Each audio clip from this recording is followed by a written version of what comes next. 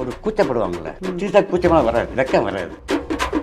இப்போ நெகட்டிவ் வந்து கட் பண்ணிடுறோம்ப்பா, ஓப்பனாக பேசிட்டு இருக்கு. நான் பாட்டில் புதுசாகவே அழகு தான் சார். அதை கொடுங்க. அம்மா நீ பார்த்ததே இல்லை, ஐ லவ் யூ வச்சுக்கிறேன் பாருங்க அப்படிமா. அது என்ன அளவு இருக்கு. முதல் படத்துலேயே நடிக்கிறப்ப அவரை வாட்ச் பண்ணேன். அவர் அப்பாவுக்கு அடங்காத பையன். இது வரைக்கும் எனக்கு அவர் ரெக்கமெண்ட் பண்ணது கிடையாது. ஊருக்கான மதிக்க முடியாது, நடிக்க வந்து மதிக்கணும் இல்லை. ஒரு மாதம் ஹீரோவும் டைரக்டரும் பேசிக்கவே இல்லை. இந்த படம் ஷூட்டிங்கில் சாப்பாடை ஒரு குத்தார், சாம்பார் ஊற்றுறப்ப திட்டினார். யாரா நீ இந்தரா அப்படின்ட்டார்.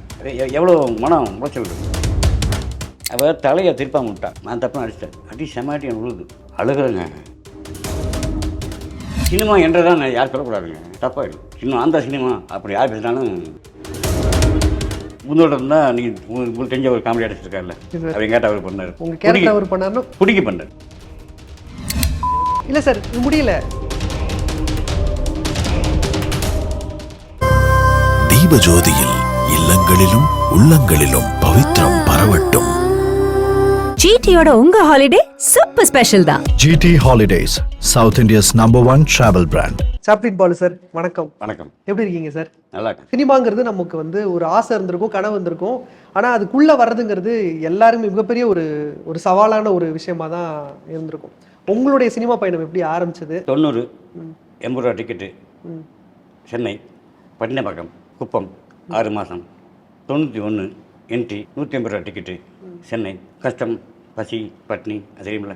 92 நாளை தீர்ப்பு, என் குருநாதர் எஸ்ஏஜி தளபதியோட அப்பா அறிமுகம். 93 எண்டு தேவா. 94 வந்து ரசிகன். 95 மாண்பு மாணவன். அப்படியே படிப்படி தான் வந்து விஜய் சார் படம் முதல் வாய்ப்புங்கிறது சொல்லப்போனால் விஜய் சாருக்கும் அதான் முதல் படம்ங்கிறது வந்து யாருக்கும் பெருசாக அமையாதில்ல. நடிக்க போயிட்டேன். ஹீரோ ஃப்ரெண்டாக சொன்னாங்க. ஹீரோ ஃப்ரெண்ட் தானே நினச்சிருந்தேன். 50 பேர் நிற்கிறான். இல்லை ஹீரோ ஃப்ரெண்ட் நானுங்க. சாப்பாடை ஒரு குத்தார், இட்லி குத்தார், சாம்பார் ஊற்றுறப்ப திட்டினார். யாரா நீ இந்தரா அப்படின்ட்டார். இப்போ 10 நாள் அனுபவம். நீங்கள் நடி ஏய் அப்படின்ட்டாங்க. எவ்வளோ மனம் முளைச்சல் இருக்கும். அன்றைக்கி மதியமே வந்து ஒரு ஐயர் தேவைப்படுறது. யாருக்கு? தளபதி நடிக்கிற சீனுக்கு ஐயர் தேவைப்படுது. ஐயர் மாதிரி பேச ஆள் இல்லை. அப்போ நான் வந்து ஊரில் இந்த பாஷை கேட்டுங்கள்ல, அதை பண்ணேன். நெக்ஸ்ட் நாள் வந்து எனக்கு ஹீரோ ஃப்ரெண்டு 4 பேரை போட்டாங்க. நான் விட்டுருக்கேன். சூப்பர். நேற்று யார் திட்டினாங்களோ அந்த ஆளை வந்து எனக்கு சாப்பாடு கொடுத்தாரு. அண்ணா சரிண்ணே தெரியாம பட்டேண்ணே. இல்லை இதுதான் உண்மை. Super sir. சினிமாங்கிறது எப்போ எதை செய்யணும்னே நமக்கு தெரியாது சார். விஜய் அவர்களுக்கும் அதான் முதல் படம். இப்போ அவர் பார்த்தா மிகப்பெரிய ஒரு ஸ்டாரு, தமிழகத்தோடைய மிகப்பெரிய பாக்ஸ் ஆஃபீஸ் கிங் வந்து விஜய் சார். அது உங்களுக்கு அப்போ தோணுச்சா? கண்டிப்பாக வந்துருவார். முதல் படத்துலேயே நடிக்கிறப்ப அவரை வாட்ச் பண்ணேன். அவர் அப்பாவுக்கு அடங்காத பையன்.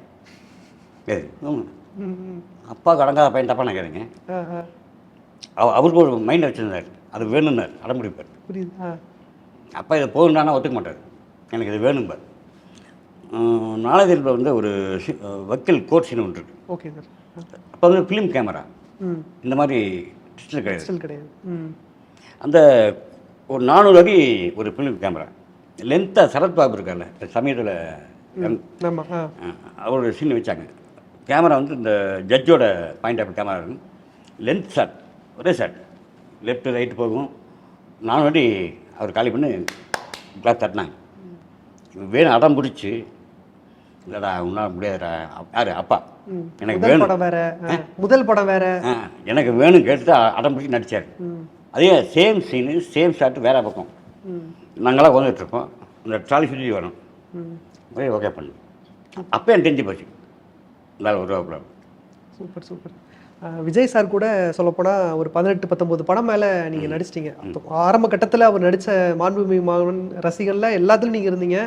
கடைசியாக கில்லி வரைக்கும் உங்களை நான் பார்த்தேன்னு நினைக்கிறேன் சார். படத்தில் குருவி பார்த்தேன், கில்லி பார்த்தேன். ரைட்டு, குருவி தான் கடைசியாக ரிலீஸ் ஆச்சு. குருவி வரைக்கும் பார்த்தேன்.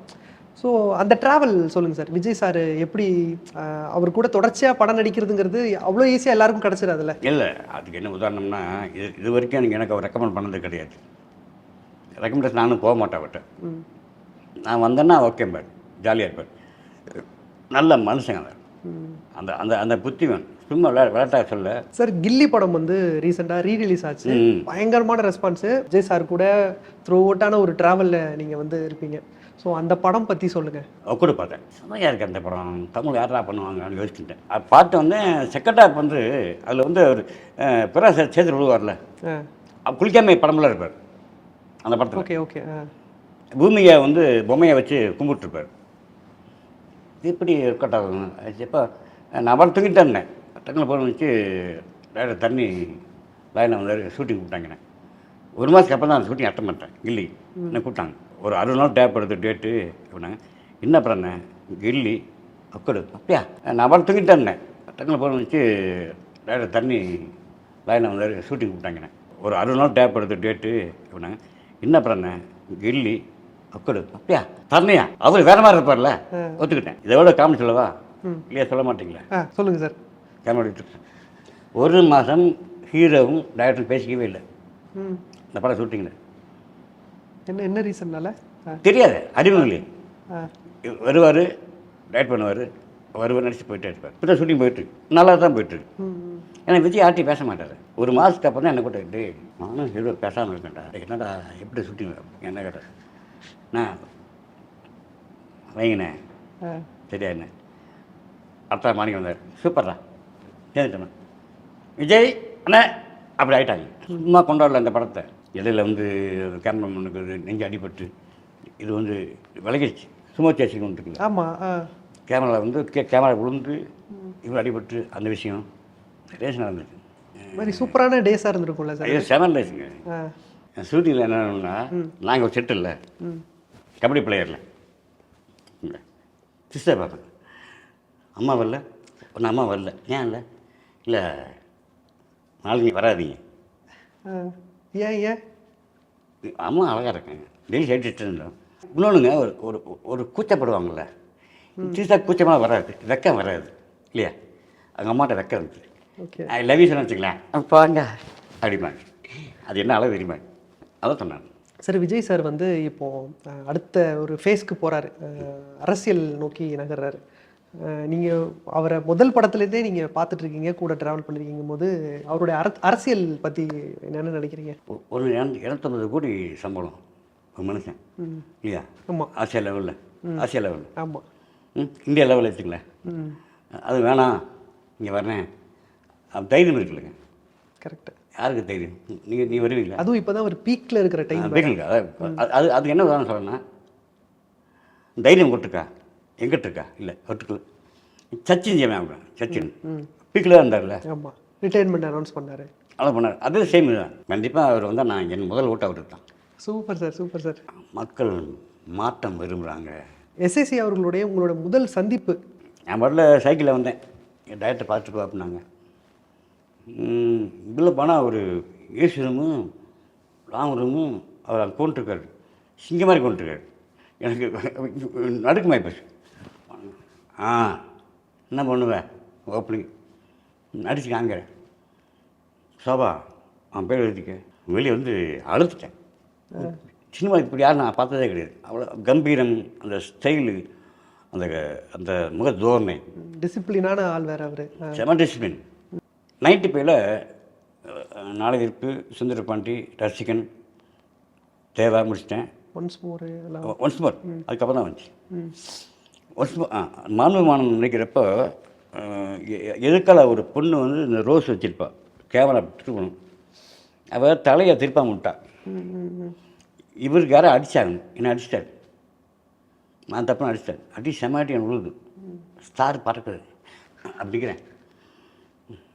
போயிட்டார். அப்போ தலைமை தான் கூப்பிட்டு, எதுக்கு அவர் அடிச்சிங்க? இல்லை, அவர் தப்பு இல்லை, தேவையில்ல அப்பா அவர் அடிச்சிங்க. நீங்கள் யார் எனக்கு சப்போர்ட் பண்ண? அவர் அப்பாட்டியே உங்களுக்காக சப்போர்ட் பண்ணி தப்பாக அடிச்சிட்டிங்க, அவர் அடிக்க அது தப்பு இல்லை. அப்படியா? யார் தப்புண்ணா? அது ஒன்று தெரிஞ்சு அப்போ அடிங்க, யாராக இருந்தால் அடிங்க. எப்போ 95லே. அப்புறம் இவர் எங்கிட்ட மணி பேக்க முடியாதுல்ல. யார் பெரிய டேரக்டர் வேறு, உங்களோட குருநாதர் வேறு. நான் இப்படி போயிட்டுருக்கேன், அது மோதுறாரு. என்ன மோதுற கொழுப்பா? மணி பேராடா இல்லைங்க, இல்லை மோதுறோம். நான் காண்டா மேலே உனக்கு கோமா இருக்கியா? ஒழுக்கம் பாரு சிவகே. இல்லை சார், முடியல. அதில் தம் அடிக்க போகணும். சார் நீங்கள் நிறைய காமெடி நடிகர்களோட ட்ராவல் பண்ணிருக்கீங்க. இந்த விவேக் சாராக இருக்கட்டும், கவுண்டமணி சாராக இருக்கட்டும் சொல்லிட்டு வடிவேலு சாராக இருக்கட்டும், நிறைய பேரோட ட்ராவல் பண்ணியிருக்கீங்க. எந்த காமெடி நடிகர்கள் கூட நடிக்கும்போது ரொம்ப சந்தோஷமாக இருக்குது, ஆத்மார்த்தமாக இருக்கும், இவரோட நம்ம ட்ராவல் பண்ணும்போது அது அது கிடைக்கிற ஒரு இன்பமே ரொம்ப அலாதியான. கவுண்டமணி கத்துவா திட்டுவா வழிய மற்றபடி அவர் யார்ட்டையும் பாலிஷ் பண்ண மாட்டார். அவரு வேலை இருப்பார். ஒரு ஈகோ இல்லாத ஒரு மனுஷன். அவருக்கு தனக்கு போட்டியாக வச்சோன்னா போட்டி எப்படி அவருக்கு போட்டியாக இருக்கார். மற்றவங்க பார்த்து பயப்படல, மற்றவங்க பொறாமப்படல, இவர் வேணாம் அவர் வேணாம் சொல்லவே இல்லை. அவர் தெளிவாக இருந்துட்டு இருக்காரு. பொறாமப்படக்கூடிய காமெடி நடிகர்களும் இருக்காங்களா சார்? நிறையா இருக்காங்க. பந்தை வந்து தண்ணிக்குள்ளே எவ்வளோ வச்சுட்ருப்பீங்க இல்லையா? கை வலிக்காது வருவாங்கள்ல. சினிமா என்றதான் யார் சொல்லக்கூடாதுங்க, தப்பாக இல்லை. சினிமா அந்த சினிமா அப்படி யார் பேசினாலும் முன்னோட இருந்தால் நீ உங்களுக்கு தெரிஞ்ச ஒரு காமெடி ஆர்டிஸ்ட் இருக்கார்ல, அவர் எங்கிட்ட அவர் பண்ணார் இல்லையா? உங்கள் கேரக்டர் அவர் பண்ணார்னா பிடிக்க பண்ணார், வாலண்டியர் பண்ணார். இப்போ 10 நாள் ஷூட்டிங் இருக்குது, நானும் உட்காந்துட்ருக்கேன். டக்குன்னு அடுத்த நாள்லேருந்து கலைஞர் கோபமாக இருந்தார். என்ன கோபமாக இருக்குங்க? இல்லை வேணாம், சொல்லுங்கள் சார் என்ன பிரச்சனை சொல்லுங்க. முரளி, தேவயானி, மணிவண்ணன், அடுத்து என் பேர் வரணுமில்ல அப்படின்னாரு. அழுகிறேங்க. நல்லா ஷூட்டிங் இருக்குது. அப்புறம் பார்த்தா அது வேற போகுது வந்துட்டேன். டப்பிங் வந்து வாங்கன்னு கூப்பிட்டாங்க. அந்த கேரக்டரை வந்து என்ன பார்க்குது, செல்லம் நீ பண்ணுற கேரக்டராங்க, உன் பேர் எழுதிருக்கு ஃபுல்லாகவே தெரிஞ்சு நான் பண்ணியிருக்க மாட்டேன் செல்லம் அப்படிங்கிற. எப்படா சொல்லுவேன், எப்போ நீ சொல்லணும். அந்த மாதிரி எனக்கு ரூம் போய்ட்டுனா கலைஞன் தான் என்னை பற்றி யோசிச்ச மனுஷன், நல்ல மனுஷன், எனக்கு கதைக்கு யோசிச்ச மனுஷன். அதுக்கு நான் வந்து புறாமப்படுறதோ கோப்படுறதோ கிடையாது. உனக்கு டைம் வாங்கிட்டேன். ஆனால் நல்லா பண்ணல அவர் அந்த கேரக்டர், உள்ளாந்து பண்ணல, ஆத்மார்த்தம் பண்ணவே இல்லை. அது கலைஞர் நீங்கள் நான் நினச்ச மாதிரி பண்ணவே இல்லைங்க.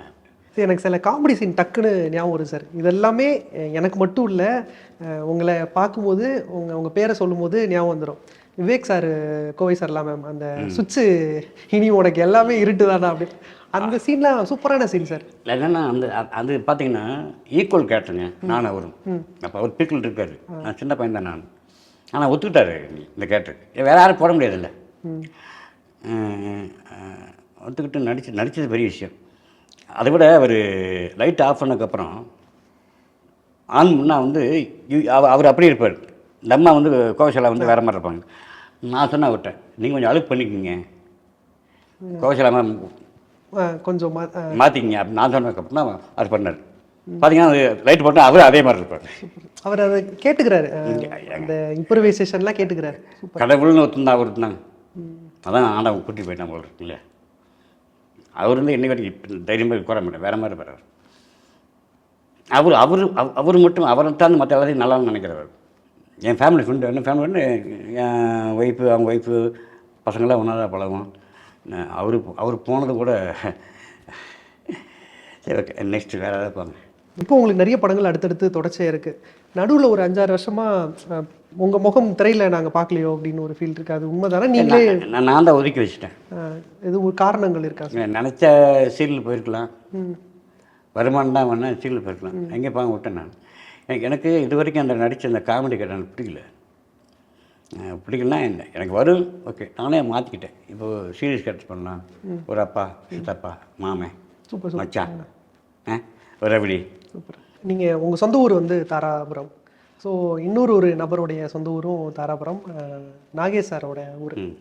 அவரை சந்திக்கிற வாய்ப்புகள் ஊரில் இருக்கும்போது கிடச்சிதா இல்லை இங்கே வந்து? ஒரு ஆர்வக்கோளர், நான் ஆர்வக்கோளருங்க. நான் நேராக சைக்கிளில் அவரை பார்க்க போயிட்டேன். ஓகே, வீட்டுக்கு போயிட்டேன். ஊரில் இங்கே சென்னையில் இருக்கும்போது ஓகே போயிட்டு வந்து ஒரு செடிக்கு தண்ணி ஊற்றிட்டேன். நேராக போயிட்டு தாராபுரம், நம்ம ஊரா சொல்லு, நடிக்கணும். பாலச்சந்தருக்கு ஃபோன் பண்ணி இந்த மாதிரி ஊர்க்கார பையன் வந்திருக்கான், அவன் நடிக்க வச்சிரு என்ன மாதிரி அப்படி சொல்லுங்க அப்படின்ட்டு. நான் எவ்வளோ முட்டா பாருங்க. மேலே பார்த்தார், நான் எப்படி வந்தேனோ அப்படியே வா அது போயிட்டார். ஏன்னா செம்ம கடுப்பு, ஊருக்காரனை மதிக்க மாட்டேங்கிறாரு, ஒரு நடிகை வந்திருக்க மதிக்கணும்ல. அப்போ தெரிஞ்சு எப்படி வந்தனோ அப்படி வாங்குற வார்த்தையை வந்து 6 வருஷம் ஆச்சு. அவர் கஷ்டப்பட்டா வந்தார்ல, அப்படி புரிஞ்சுக்கிட்டேன். அதுக்கப்புறம் ஹைதராபாத்தில் வந்து தொழிற்பிரேமம் பட ஷூட்டிங்கில் மீட் பண்ணேன். பவன் கல்யாணம் தொழிற்பிரேமம் கர்நாடகா. நானும் ஆலி, வேணுமாதவ், ஜெகன் நடித்த படம். அதில் வந்து தாத்தா அவர் தான் பண்ணியிருந்தார். அந்த ஆளாக வரேன் தப்பிச்சியா அப்படின்னார். தப்பிச்சிட்டேன். நீங்கள் என்ன சொல்கிறீங்க? இல்லை அந்த ஊரில் இருந்தால் நான் ஏதோ கோயிலை மணியாட்டிகிட்டு இருக்கணும். தப்பிச்சேன். நீ தப்பிச்சு வந்துட்டியா வந்துடு அப்படின்ட்டார். நான் முத நடிக்க வரப்போ வந்து ஒரு 4 ரூபா போட்டால் கொடுக்கணும், இல்லை நடிச்சு காமிக்கணும். இந்த மாதிரி இப்போல்லாம் இந்த மாதிரி இந்த வாட்ஸ்அப்போ எதுவும் கிடையாது. 10 நிமிஷத்தில் நடித்து காட்டுவேன். மியூசிக்கெல்லாம் அது எதுவுமே இருக்கு மைமாயிட்டு பண்ணி காட்டுவேன்.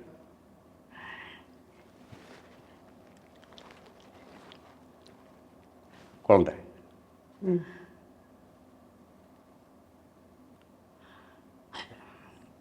வளர்ந்துச்சு.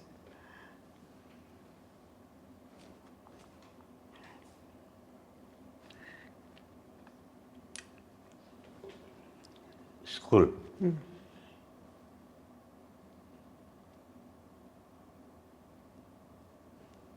லவ்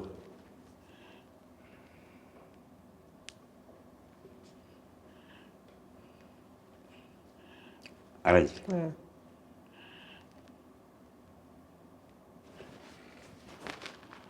முத்தம்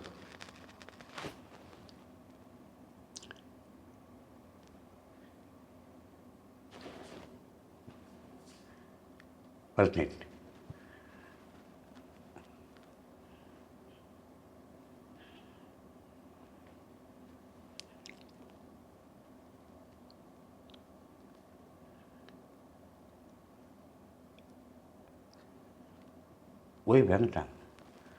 ஓய்வு இறந்துட்டாங்க.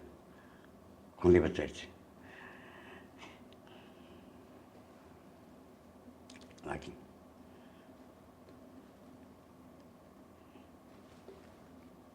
பசங்க பேச ஆயிட்டாங்க, மருமக பேச ஆயிட்டாங்க. இன்னும் வயசாகி போச்சு.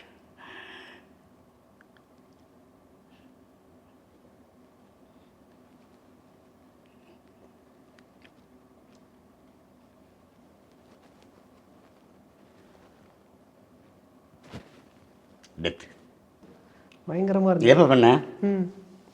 85 பண்ணுறேன். வரக்கு முன்னாடி இதை வரணும் வாய்ப்பு கேட்பேன்.